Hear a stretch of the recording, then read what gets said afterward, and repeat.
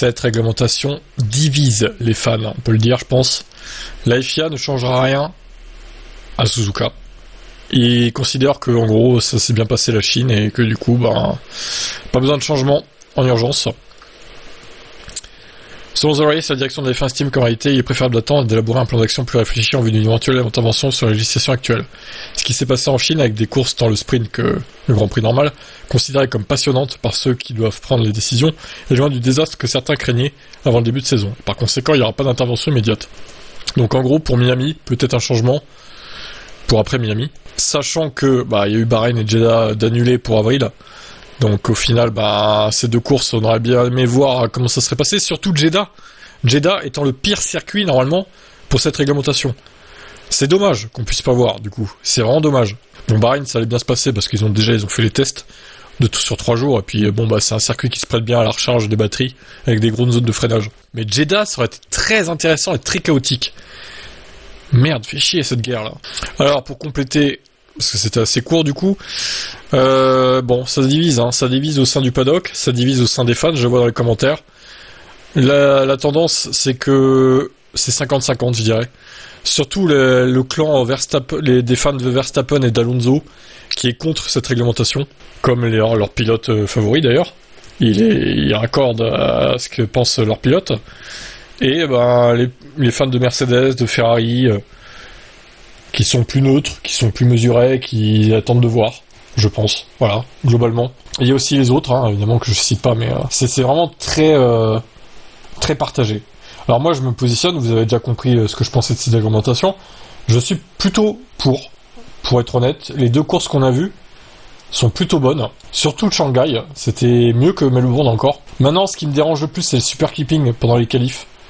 Et là, à Shanghai, on en a moins vu, c'est vrai.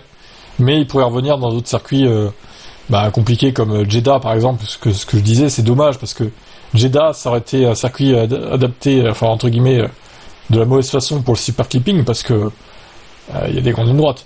Par contre, Jeddah, super clipping, pas de visibilité, très dangereux. C'est ça le truc. On le fera pas cette année, peut-être, ou alors en fin d'année, peut-être, s'il le reporte. Bien que ce soit pas officiellement annulé pour l'année 2026, mais c'est annulé pour avril, comme on a vu. Après, on va être honnête, à mon avis, ils feront pas du tout de course là-bas. Même le Qatar et Abu Dhabi, c'est mort, je pense. Ça va pas se régler de sitôt, les problèmes. En fait, pour que ça se règle, il faudrait qu'ils tuent tout le gouvernement iranien. Et qu'ils mettent des gens qui sont pro-US. Voilà. Clairement, là, ça réglerait le problème. Mais c'est pas gagné. Bref, on n'est pas là pour faire de la politique. Alors, ça serait bien de faire des qualifications en plein régime, mais si on voit l'enthousiasme des fans, les acclamations lors des dépassements, les jeunes fans et les réseaux sociaux, la grande majorité des personnes, tout âge confondu, adorent cette F1. Décrit Toto Wolff. Lewis, je pense que c'était la meilleure course que j'ai disputée en F1. Dans la voiture, c'était fantastique, j'avais l'impression de piloter un kart. D'abord en avant, puis en arrière, puis en avant.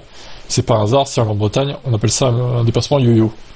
Donc le clan Mercedes, le clan Ferrari aime beaucoup cette réglementation. Bon, certains diront, comme par hasard, c'est les deux premières équipes, les deux meilleures. Ça aide, c'est vrai. Verstappen, comme on a vu précédemment, il déteste. C'est, je pense, le pilote qui déteste le plus cette réglementation. Et, comme on a vu, il critique les gens qui aiment cette réglementation. Apparemment, nous ne comprenons rien au sport auto. En fait, voilà, on est là que pour l'action en piste. On ne comprend pas. Alors, dis-nous ce qu'est le sport auto. Alors, décris-nous le sport auto, maître Max va nous enseigner le sport auto. Eh oui les amis, il va nous enseigner le sport auto. Le professeur. Je crois que c'était Alain Prost le professeur. Non, c'est Max aussi. Il est là pour nous enseigner le sport auto, Max. D'accord ? Qu'il aille se faire foutre. J'ai pas besoin de quelqu'un pour m'enseigner le sport auto et comment me dire... J'ai pas besoin de quelqu'un qui me dise comment aimer le sport auto en fait. C'est tout. Moi le sport auto, c'est de l'action en piste, des dépassements. On a son petit pilote favori, voilà, tout simplement qu'on soutient. On le suit pendant la course, on suit aussi ce que font les autres, et on détermine s'il y a eu du spectacle ou pas, voilà, tout simplement. Et moi, ce que j'ai vu à Shanghai, ça m'a convenu. Alors oui, il y a toujours cet écart avec Mercedes, qui est très important, mais ça c'est la F1, malheureusement, il y a des équipes qui font le travail mieux que d'autres, voilà, ça a toujours été, ça sera toujours le cas. Un coup c'était Red Bull, un coup c'était Mercedes, dans les années 2000 c'était Ferrari avec Schumacher, c'est des cycles en fait, c'est des cycles, que voulez-vous, c'est comme ça. Un coup, ça a été McLaren aussi, bon, pas très longtemps, mais plus dans les années 90 et 2000, plutôt que 2020 ou 2010. Il y a eu un peu des années 2000 avec 2007-2008. Bref. Attends, par contre, Toto Wolff l'a remis à sa place. Quelle audace! Max, tu es ridicule. Oh, il y a eu un clash! Max parle comme ça parce qu'il vit un cauchemar avec une voiture horrible à piloter. Allez, bim! Prends ça, Verstappen, tu es ridicule. Ah, pas sûr qu'ils veuillent le recruter chez Mercedes, du coup, après ses sorties. Alors, Wolff, ouais, tu veux toujours recruter Max ou pas l'année prochaine? T'as pas intérêt, en vrai. Hein. T'as pas besoin de lui. T'as pas besoin d'un mec toxique dans ton équipe. Vraiment, t'as pas besoin de ça.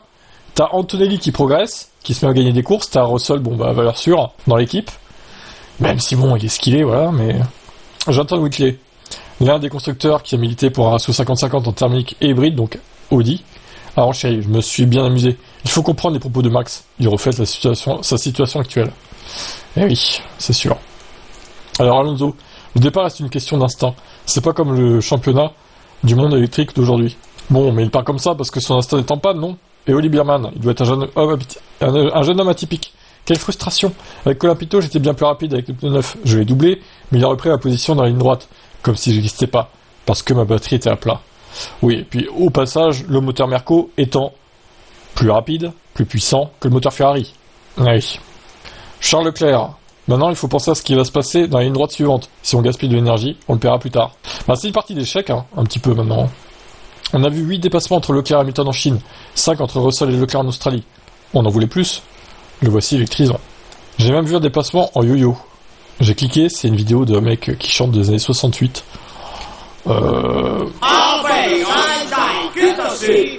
Voilà. Bon, ça c'est l'humour italien, hein, site italien, humour italien, voilà. Alors, on adhère ou pas? J'ai pas la ref, du coup. Trop jeune, peut-être. Bref. En tout cas, voilà. Ça divise. Même dans mes commentaires, hein, je vois sur les deux chaînes, vous êtes divisés. Hein. Certains parlent de dépassement artificiel. D'autres disent s'il y a du spectacle, donc on prend quand même.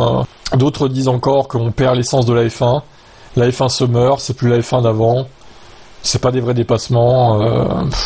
Ouais, je sais pas. Moi, j'aime bien en tout cas. J'aime bien ce que je vois. Même si oui, le super clipping, faut l'enlever, faut améliorer un peu les qualifs. Mais pour les courses, en vrai, hormis, forcément, malheureusement, Mercedes c'est un peu trop loin devant, c'est sûr. Ils ont entre 20 et 25 secondes d'avance, voire 30 secondes d'avance sur toute une course à la régulière. Et c'est vrai que ça fait beaucoup. Mais on a déjà vu ça dans le passé. C'est vrai que c'est pas idéal. Mais la F1, ça a toujours été comme ça, c'est des cycles. Je pense que Ferrari va quand même améliorer son moteur au bout d'un moment. Ford aussi. Bon, Honda, je crois que c'est mort cette année. Après, c'est comme ça, quoi. Que voulez-vous? Écoutez, on a vu Antonelli gagner, on a vu Hamilton sur le podium en une course, on a vu Colapinto avec son point. Franchement, c'est pas trop mal. Bon, maintenant, j'attends de voir sur d'autres circuits, évidemment. Je pense que ça sera pas aussi bien sur tous les circuits de la saison.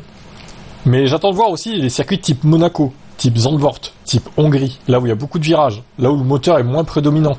J'ai beaucoup d'espoir pour ces circuits. Et je pense potentiellement que Ferrari pourrait être très à l'aise sur ce genre de tracé, même si évidemment je me doute que Mercedes va améliorer son châssis aussi. Mais ouais. Franchement, il y a du potentiel. C'est ça, comment il faut résumer, je pense. Il y a du potentiel dans cette réglementation. Et laissez le temps à la saison de se dérouler. On fera le bilan après les 22 courses. Ou 24 s'ils arrivent à caser les deux autres là. Ou 20 peut-être s'il n'y a plus aucune course dans le pays du Golfe. Ce serait dommage, mais bon. Parce qu'ils ont de bons circuits là-bas quand même. À part le Qatar qui est merdique. Mais les trois autres, ça va en vrai. Voilà, c'était une longue vidéo, mais il fallait quand même mettre les points sur les i. Et j'ai toujours en travers de la gorge la déclaration de Max Verstappen. En fait, il respecte pas les fans qui pensent pas comme lui. Enfin, c'est dingue quand même. Qu'est-ce qu'il est extrême dans ses propos. Ah, vous dites après moi, mais lui, putain, c'est encore un level au-dessus. Hein. Qu'en pensez-vous de tout ça? Pensez-vous qu'on doit donner sa chance à cette réglementation? Ou pensez-vous que c'est foutu, que la fin se meurt, que ça reviendra jamais comme avant et que vous allez arrêter de regarder peut-être? Non, faut pas faire ça les gars. La F1 c'est une passion.